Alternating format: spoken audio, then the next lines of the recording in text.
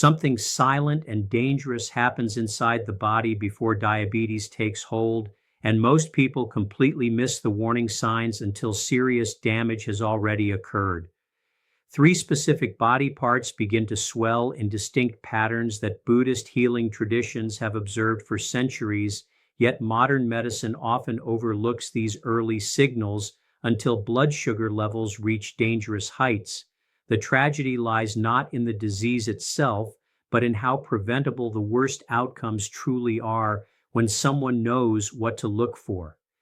Every single day, seniors rush to emergency rooms with diabetic complications that could have been stopped months or even years earlier if they had recognized the swelling patterns their bodies were desperately trying to show them. Buddhist monks who studied the human body's energetic systems discovered something remarkable over 1,000 years ago. They noticed that certain body parts swell in specific sequences before major health imbalances manifest. Modern science now confirms these ancient observations through understanding inflammation, fluid retention, and cellular damage patterns. The wisdom that once seemed mystical now proves completely scientific. Here lies the critical question that every person over 60 must honestly answer. Does the body show signs of swelling in the feet, ankles, or legs? Has unexplained puffiness appeared around the eyes or face? Do the hands feel tight or swollen, especially in the morning? These three areas serve as the body's early warning system, and ignoring them carries devastating consequences. Diabetes does not simply appear overnight. The disease builds slowly, methodically, giving clear signals that something has gone wrong with how the body processes sugar and manages inflammation. The three body parts revealed in this video swell in predictable patterns, and understanding these patterns means the difference between catching diabetes early when simple changes can reverse the damage, or discovering it late when organs have already suffered permanent harm. Ancient healing wisdom teaches that the body speaks in symptoms before it screams in disease. The swelling that appears in these three specific locations represents the body's urgent communication that blood sugar balance has been lost and cellular inflammation has begun. Most people dismiss this swelling as normal aging, water retention, or standing too long. This dismissal costs lives. The information that follows could save not just health, but life itself. Before revealing these three critical body parts and the swelling patterns that signal approaching diabetes, this video asks for something important. Make sure to like this video and subscribe to the channel. This simple action ensures access to life-saving health wisdom rooted in both ancient Buddhist knowledge and modern medical science. Thousands of seniors have already transformed their health by understanding the warning signs their bodies were showing. The information shared here comes from studying both traditional healing texts and current medical research on diabetes development. This combination of ancient wisdom and modern understanding creates powerful knowledge that doctors often fail to explain during brief appointments. Here comes the most important request. Comment below with this mantra: "My body guides me toward perfect health." This affirmation does more than request blessings from the universe. Writing these words publicly creates commitment to paying attention to the body's signals and taking action when warning signs appear. Buddhist philosophy teaches that health begins with awareness. Speaking intentions aloud or writing them publicly strengthens resolve and connects individuals to a community of others seeking the same transformation. The comment section below already contains hundreds of people declaring their commitment to health awareness. Join this community by adding that mantra right now. Additionally, share where this video is being watched from by mentioning the city or country. This creates connection across distances and shows how health wisdom transcends all borders and cultures. Now, the revelation begins. Buddhist healing traditions developed over thousands of years by observing patterns in the human body that repeated across generations. Ancient practitioners recognized something modern medicine would later confirm through advanced testing: The body communicates distress through specific physical changes long before disease becomes obvious through conventional diagnosis. These early healing systems understood the body as an interconnected whole where no single symptom appears in isolation. When one system falls out of balance, the entire body reflects that imbalance through observable signs. Swelling represents one of the body's most fundamental distress signals, indicating that fluid balance, circulation, inflammation, or cellular function has gone wrong. Traditional Buddhist medicine specifically connected swelling patterns to what they called sugar sickness, which modern medicine now knows as diabetes. The ancient healers noticed that before people developed the extreme thirst, frequent urination, and weakness associated with advanced sugar sickness, they first showed swelling in three specific body areas. These observations, passed down through medical texts and healing lineages, match exactly what contemporary research reveals about early diabetes development. The connection between swelling and diabetes makes perfect sense when understanding what diabetes actually does inside the body. Diabetes fundamentally represents a problem with how cells use sugar for energy. When cells cannot properly absorb sugar from the bloodstream, multiple destructive processes begin simultaneously. Blood vessels become damaged by excess sugar circulating through them. Kidneys struggle to filter increasingly toxic blood. The nervous system suffers from both high sugar levels and poor circulation. Inflammation spreads throughout the body as cells attempt to repair damage. This cascade of problems manifests physically as swelling because damaged blood vessels leak fluid into surrounding tissues. Struggling kidneys fail to remove excess fluid from the body. Inflammation causes tissues to retain water, and poor circulation prevents proper fluid drainage from extremities. Buddhist philosophy emphasizes the importance of early intervention, teaching that small imbalances grow into large diseases when ignored. The tradition of mindful body awareness encourages daily observation of physical changes, believing that the body constantly communicates its needs through symptoms that Western medicine often dismisses as minor or insignificant. Modern medicine increasingly validates this ancient approach. Research now shows that diabetes development spans many years, sometimes even decades before diagnosis occurs. During this pre-diabetic period, blood sugar levels gradually rise while the body's insulin response slowly weakens. The damage diabetes causes to blood vessels, nerves, kidneys, and other organs begins during this early phase, not after official diagnosis. The tragedy of current medical practice lies in waiting until blood sugar tests reach specific threshold numbers before taking action. By the time standard diabetes diagnosis occurs, significant damage has often already accumulated. Ancient healing wisdom avoided this trap by treating early warning signs as seriously as advanced disease, understanding that prevention proves infinitely easier than cure. The three body parts that swell before diabetes becomes obvious serve as the body's emergency broadcast system. These areas swell first because of their unique vulnerability to the specific types of damage diabetes causes. The feet and ankles suffer because gravity naturally pulls excess fluid downward, while damaged blood vessels in the legs fail to move that fluid back upward. The eyes and face swell because tiny blood vessels around the eyes are among the most delicate in the body and show damage earliest. The hands swell because the nervous and circulatory problems diabetes causes in extremities manifest as fluid retention and tissue inflammation. Understanding these swelling patterns transforms passive health management into active prevention. Instead of waiting for diabetes diagnosis to begin treatment, recognizing these early swelling signs allows intervention when the disease remains most reversible. Buddhist healing traditions insisted that symptoms represent opportunities for correction rather than mere inconveniences to ignore. The information that follows describes each of these three swelling patterns in detail, explaining what the swelling looks like, why it occurs, what it signals about diabetes development, and most importantly, what actions can reverse the process before permanent damage occurs.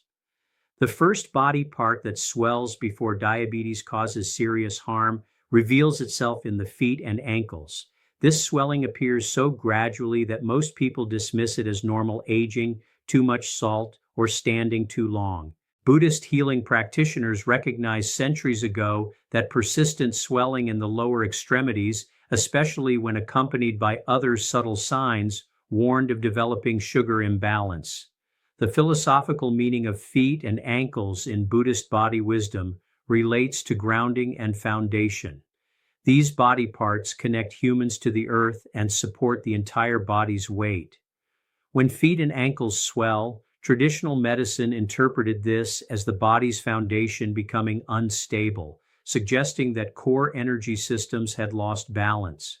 Modern science now explains this ancient observation through understanding vascular and kidney function. People whose feet and ankles swell due to approaching diabetes typically notice certain positive aspects initially that mask the danger. The swelling often feels better with elevation and improves overnight, creating false reassurance that nothing serious is wrong. The condition develops slowly enough that it becomes the new normal. The body compensates remarkably well in early stages, allowing normal activity to continue despite underlying problems. Shoes that once fit comfortably begin feeling tight by afternoon, but mornings still feel fine. This intermittent nature prevents alarm because the swelling seems temporary and explainable.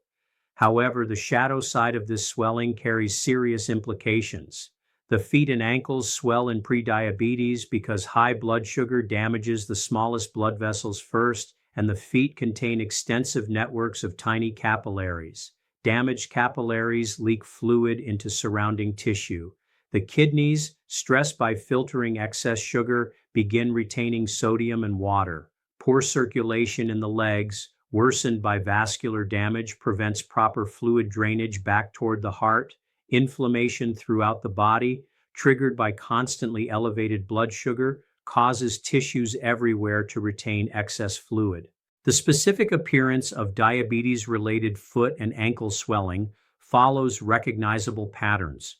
Pressing a finger into swollen areas leaves an indentation that slowly fills back in rather than immediately bouncing back. Both feet and ankles swell equally rather than just one side. The swelling worsens as the day progresses and improves with leg elevation. Skin over swollen areas may appear stretched, shiny, or discolored. Over time, if the underlying blood sugar problem continues uncorrected, the swelling becomes constant rather than intermittent. Medical research confirms that pedal edema, the technical term for foot and ankle swelling, appears in approximately 60% of people with undiagnosed diabetes. This swelling often begins 2 to 5 years before blood sugar levels rise high enough for standard diabetes diagnosis. The damage occurring during those years of ignored swelling includes progressive nerve damage called peripheral neuropathy, continuing blood vessel deterioration, increased infection risk due to poor circulation, and accelerated kidney function decline. Integration of this knowledge requires immediate action when persistent foot and ankle swelling appears. The correction begins with understanding that this swelling represents a medical warning requiring investigation, not a cosmetic problem requiring compression socks. Schedule testing of fasting blood sugar, hemoglobin A1C levels, which show average blood sugar over 3 months, and kidney function through creatinine and albumin measurements. Dietary changes prove crucial for reversing early diabetes-related swelling. Dramatically reduce consumption of refined sugars and processed carbohydrates that spike blood sugar. Increase intake of fiber-rich vegetables that slow sugar absorption. Add foods with natural anti-inflammatory properties including fatty fish, nuts, leafy greens, and berries. Reduce sodium to help kidneys eliminate excess fluid. Drink adequate water rather than restricting fluids, as proper hydration actually helps kidneys function better. Movement becomes essential medicine. Walking 30 minutes daily improves circulation in the legs, helps muscles pump fluid back toward the heart, increases insulin sensitivity, allowing cells to better use blood sugar, and reduces inflammation throughout the body. Elevate feet and ankles for 20 minutes twice daily to assist fluid drainage. Monitor progress by checking swelling at the same time each day. Take photos of feet and ankles weekly to track whether swelling improves or worsens. The swelling that appears as an early diabetes warning will respond to blood sugar control, often improving noticeably within 2 to 4 weeks of implementing dietary and movement changes. The next body part that swells tells an equally important story about approaching diabetes. The second body part demonstrating swelling before diabetes advances reveals itself around the eyes and throughout the face. This symptom confuses many people because they associate diabetes with vision problems but not facial swelling. Buddhist healing traditions observe that when facial puffiness appeared alongside other signs of imbalance, particularly in combination with excessive thirst and frequent urination, serious illness was approaching. Traditional medicine assigned significant meaning to facial swelling, viewing the face as reflecting internal organ health. Puffiness around the eyes specifically indicated problems with kidney and fluid balance systems. Ancient practitioners would examine morning facial appearance carefully, knowing that how the face looked upon waking revealed much about overnight body function. Swollen eyes or puffy cheeks in the morning suggested that kidneys struggled during sleep hours to process and eliminate fluid and waste. The positive characteristics of early facial swelling make it easy to ignore or rationalize. The puffiness comes and goes, worse some days than others. Allergies, poor sleep, or too much salt the previous day provide convenient explanations. The swelling rarely causes pain or other concerning symptoms. Makeup or glasses can hide eye puffiness, allowing people to avoid confronting what their bodies are showing them. The gradual onset means that recent photos might not look noticeably different from older ones, preventing recognition of how much change has actually occurred. Yet the shadow side carries profound implications for health. Facial swelling in prediabetes occurs because the kidneys, stressed by years of filtering high blood sugar, begin losing their ability to maintain proper fluid and electrolyte balance. The blood vessels around the eyes are among the most delicate in the entire body, making them vulnerable to early damage from elevated blood sugar. Chronic inflammation causes fluid retention throughout the body, but shows most obviously in the loose tissue around the eyes where skin is thinnest. High blood sugar causes cellular swelling at the microscopic level, and when millions of cells swell even slightly, visible puffiness results. Specific appearance patterns distinguish diabetes-related facial swelling from other causes. Puffiness appears most prominent upon waking and improves somewhat as the day progresses. Both sides of the face show equal swelling rather than just one eye or one cheek. The swelling has a boggy, fluid-filled quality rather than firm or hard texture. Pressing gently on swollen areas leaves temporary indentation. Concurrent with the facial swelling, people often experience increased nighttime urination, morning headaches, or persistent fatigue. Research demonstrates that facial edema and periorbital swelling, the medical terms for face and eye puffiness, correlate strongly with declining kidney function and poor blood sugar control. Studies tracking people through the years before diabetes diagnosis show that facial swelling often appears 3 to 7 years before official diagnosis. During the long pre-diabetic period, when blood sugar gradually climbs but remains below the threshold for diagnosis. The danger during these years of ignored facial swelling includes progressive kidney damage that may become irreversible, continuing deterioration of the tiny blood vessels in the retina that can lead to vision loss, increased stroke risk from high blood pressure that often accompanies prediabetes, and the psychological impact of unexplained physical changes that undermine self-confidence and quality of life. Integration requires acknowledging that facial swelling warrants medical evaluation rather than cosmetic intervention.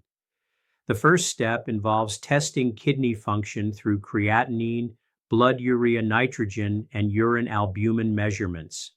Blood sugar testing through fasting glucose and hemoglobin A1C reveals whether elevated glucose is damaging kidneys.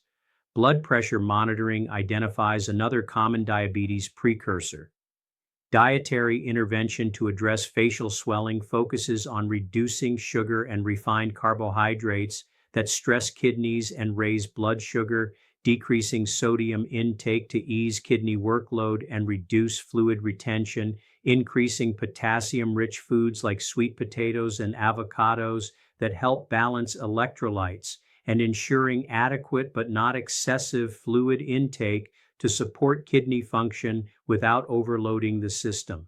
Sleep position matters significantly for facial swelling. Elevating the head with an extra pillow helps fluid drain from the face overnight. Sleeping on the back rather than the side prevents gravity from pooling fluid on one side of the face.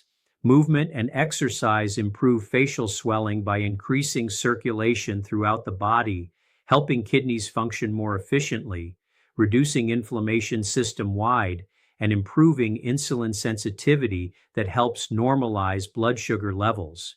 The response to these interventions provides crucial information. Facial swelling that improves within several weeks of blood sugar control and dietary changes confirms that prediabetes was indeed the cause.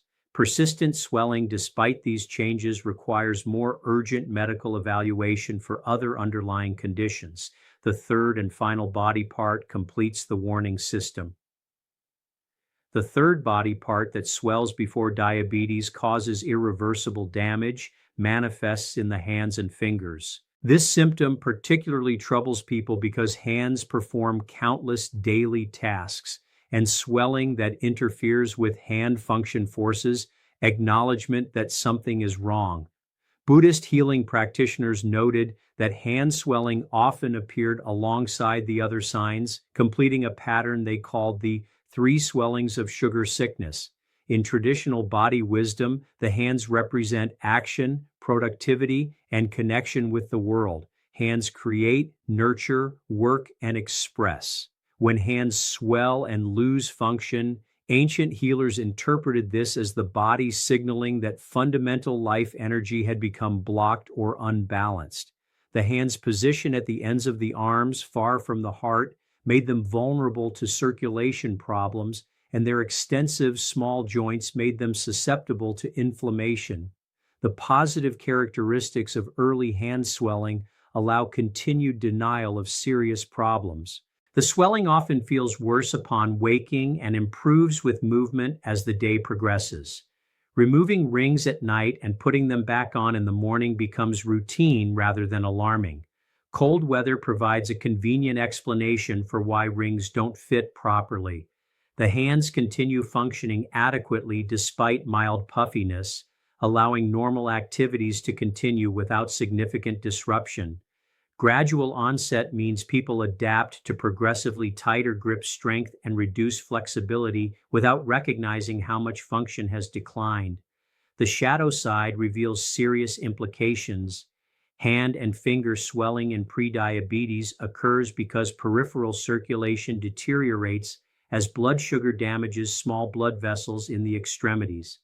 The same inflammatory processes affecting feet and face also cause hands to retain fluid. Nerve damage called peripheral neuropathy, one of the earliest complications of high blood sugar, often affects hands before causing obvious numbness or tingling.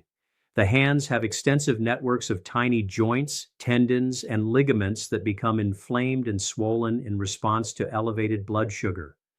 Carpal tunnel syndrome, where swelling in the wrist compresses the median nerve, occurs at much higher rates in people with prediabetes and diabetes. Specific appearance patterns characterize diabetes-related hand swelling. Both hands swell equally rather than just one side. The swelling feels tight and boggy, with skin appearing stretched and shiny. Pressing on swollen areas leaves temporary indentation.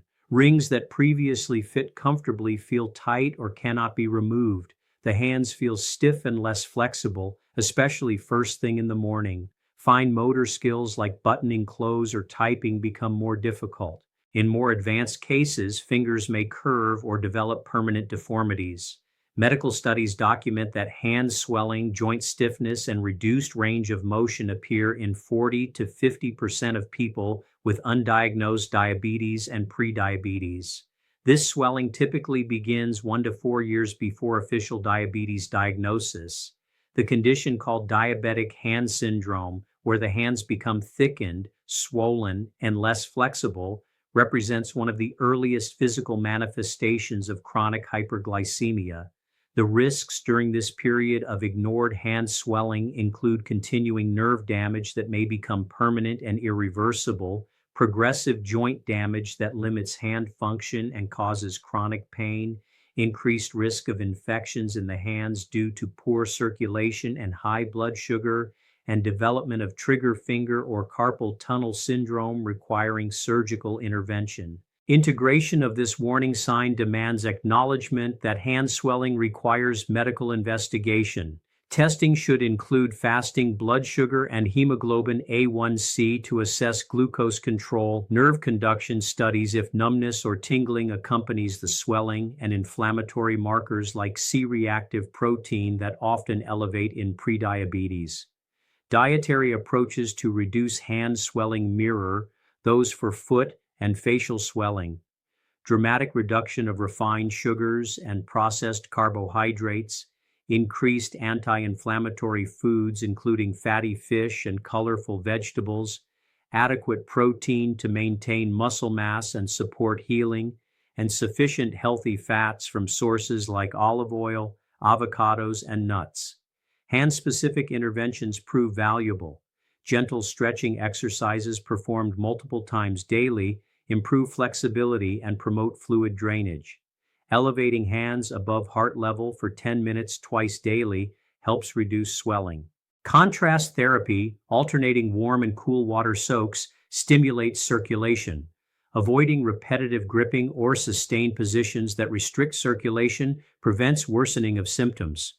The response timeline varies, but many people notice improvement in hand swelling within 3 to 6 weeks of implementing blood sugar control measures. Rings that were too tight begin fitting comfortably again. Morning stiffness decreases, grip strength improves. These tangible changes provide motivation to continue the dietary and lifestyle practices that reverse prediabetes. Together, these 3 swelling patterns create an unmistakable warning system. These 3 body parts, the feet and ankles, the eyes and face, and the hands and fingers, serve as the body's emergency alert system, warning that diabetes approaches before irreversible damage occurs.